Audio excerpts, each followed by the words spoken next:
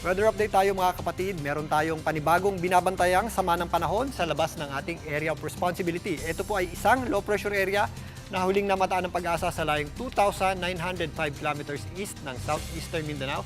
Sa ngayon, ayon sa pag-asa, mataas po ang tsansa nitong maging isang ganap na bagyo. O posible po itong maging bagyo in the next 12 to 24 hours. Pero sa ngayon, hindi pa yan natin nakikitang makaapekto sa ating bansa in the next 4 to 5 days.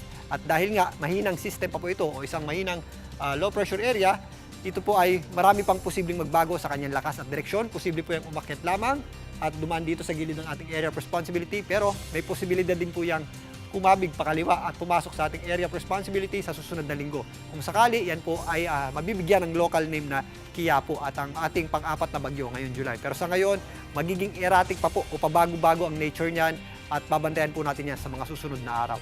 At sa ngayon nga yung ating habagat o southwest monsoon ay unti-unti pang umaatras. Yan po ay sumasabit na lamang dito sa eastern section, extreme northern Luzon.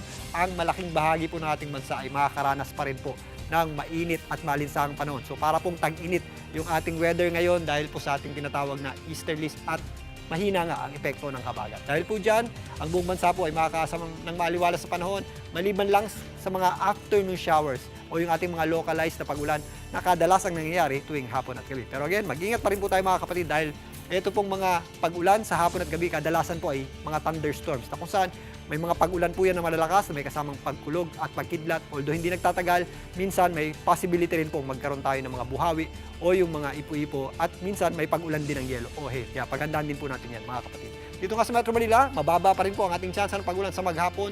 Bukas, makakaasa po tayo ng maganda sikat ng araw sa umaga. May kainitan sa tanghali. Pagsapit ng hapon, nagiging maulap po yung panahon natin. At kung may mga pag-ulan tayo, ito po yung mga dagliang malalakas na buhos ng pag-ulan na dulot ng ating thunderstorms. Kaya sa mga lalabas ng bahay, huwag pa rin po natin kalimutan ang pagdadala ng payong o anumang pananggalag sa ulan.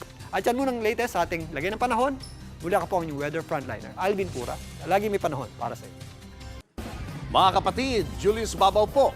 Para sa komprehensibo at makabuluhang balitaan at talakayan, mag-follow at mag-subscribe na sa social media pages ng News 5.